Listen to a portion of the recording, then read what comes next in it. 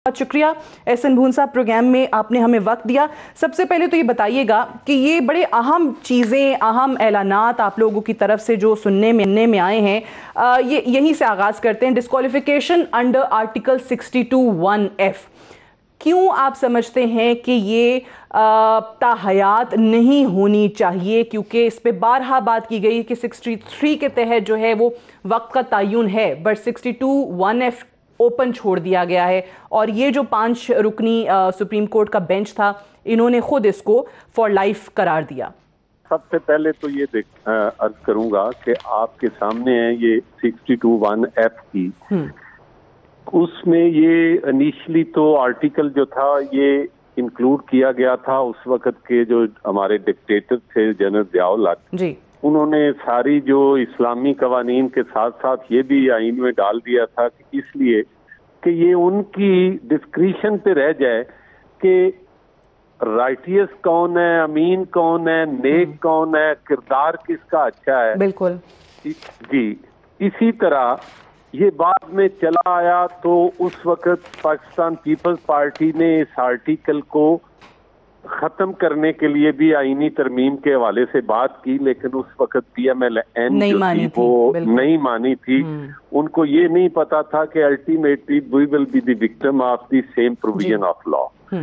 तो आज जब इसका इतलाक आहिस्ता आहिस्ता हुआ और मौजूदा हालात में आपने देखा तकरीबन मैं सैकड़ों नहीं तो दर्जनों जो पार्लियामेंटेरियन हैं उनके हवाले से ये बात कह सकता हूँ कि they are victim of this article 62(1)(f। ठीक है, तो मेरा ये कहना है कि ये जो इंटरप्रिटेशन सुप्रीम कोर्ट ने की है, मेरे नुक्ता नजर और बाहैसियत एक पॉलिटिकल वर्कर के और बाहैसियत कानून के तालिब ये पॉजिटिव और बेनिफिशियल इंटरप्रिटेशन नहीं है, क्योंकि इस पीनल क्लास को हमेशा लॉ में बड़ा स्ट्रिक्ट उसकी इंटरप्रिटेशन होती है।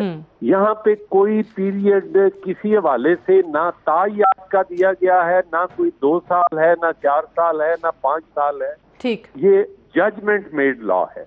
और जजमेंट मेड लॉ में आपने देखा ये समी बलोच का एक केस था, उसमें आया, मियां नवाज शरीफ के केस में आया, तरीन साहब के केस में आया, उसके बाद आहिस्ता आहिस्ता।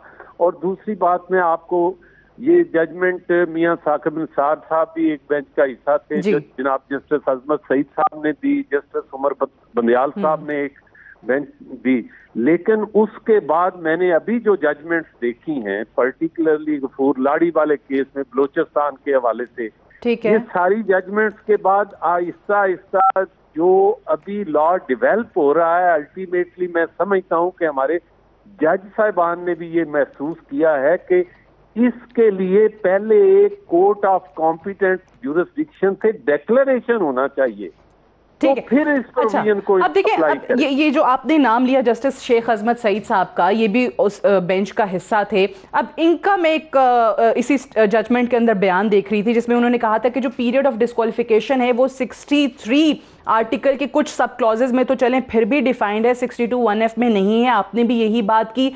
फिर उन्होंने एक और चीज को बड़ा आयरॉनिक करार दिया कि जो हमारे सामने लोग आज अपना केस प्रेजेंट कर रहे हैं, इसमें से अक्सरियत उन लोगों की है जो खुद इसका हिस्सा रहे हैं, जो मजलिस शूरा का हिस्सा रहे हैं और इस चीज़ के हामी रहे हैं। फ्रेमर्स ऑफ द कॉन्स्टिट्यूशन उन्होंने उनको नाम दिया कि यही हैं बनाने वाले, फ्रेम करने वाले। हम सिर्फ इंटरप्रेट कर सकते हैं, हम ना अमेंड कर सकते हैं, ना चेंज कर सकते हैं। तो इंटरप्रिटेशन एक तरह से तो इस फैसले की, इस आर्टिकल की आ गई इस फैसले के अंदर। तो अब आपको नहीं लगता कि ये काम पार्लियामेंट का ही है, जो खुद अब ये क्लेम करते हैं बहुत सारे मेंबर्स कि हम इसी कानून के डसे में? जी, मैं ये अर्ज कर रहा हूँ, बिल्कुल आपने ये बात तो ठीक की, लेकिन बात एक इसमें जो देखने वाली बात है, पार्लियामेंट को करना चाहिए और करना, लेकिन यहाँ अनफॉर्चुनेट फिनोमिना ये है हमारे मुल्क में, जहाँ जरूरत होती है किसी एक पार्टी को तो वो उसी प्रोविजन को अदरवाइज इस्तेमाल करती है। आज हम नैब लॉ की बात कर रहे हैं, ये भी पाकिस्तान पीपल्स पार्टी ने उस वक्त खत्म करने की बात की थी तो PMLN नहीं मानती थी। आज इसलिए मैं समझता हूं कि जो कवानीन है वो किसी एक शहरी, किसी पार्टी के लिए या किसी जमात के लिए नहीं होते, वो पूरी स्टेट के लिए होते हैं, पूरी स्टेट की पार्टीज के लिए होते हैं। और रूल्स ऑफ गेम जो होते हैं वो हमेशा तमाम पार्टीज को ऑन बोर्ड लेके लिए जाते हैं। और मेरी नुक्ता नजर में आप ये देखिएगा कि अभी जो बाकी जजमेंट्स आ रही हैं उनके हवाले से भी मैं समझता हूं कि हमारे जज साहिबान ये जो बात कर रहे हैं ना कि सुप्रीम कोर्ट ने ये दे दी जी, लॉ हमेशा डेवलप होता रहा है, वो जजमेंट को कंसीडर भी करते रहे हैं और ओवर रूल भी करते रहे हैं, बिल्कुल, क्योंकि man is prone to change. आप for all time to come, ये तो मैं हमेशा ये कहता होता हूँ कि खुदा की जात ने तौबा का दरवाजा बंद नहीं किया, तो ये जज साहिबान हमारे अपनी राय के जरिए किसी आदमी को हमेशा के लिए दफन कर आए, ग्रेवयार्ड छोड़ आए, तो ये बिल्कुल करीने इंसाफ तो जहांगीर खान तरीन और नवाज शरीफ साहब पे ताहयात नाअहली खत्म होने के यानी चांसेस एक बार फिर से जाग उठे हैं। आप ये पिटीशन ऑब्वियसली लेकर जाएंगे सुप्रीम कोर्ट। बहुत बहुत शुक्रिया एहसन भून साहब, सदर सुप्रीम कोर्ट बार एसोसिएशन, हमसे बात कर रहे थे। आमिर कियानी साहब, ये फरमाइएगा कि आपको लगता है कि ये ताहयात नाअहली जो है बीइंग अ पॉलिटिशियन ये वाकई ख़त्म होनी चाहिए? आपकी पार्टी के मेंबर जहांगीर तरीन साहब भी इसकी जद में आए, फिर नवाज शरीफ साहब भी।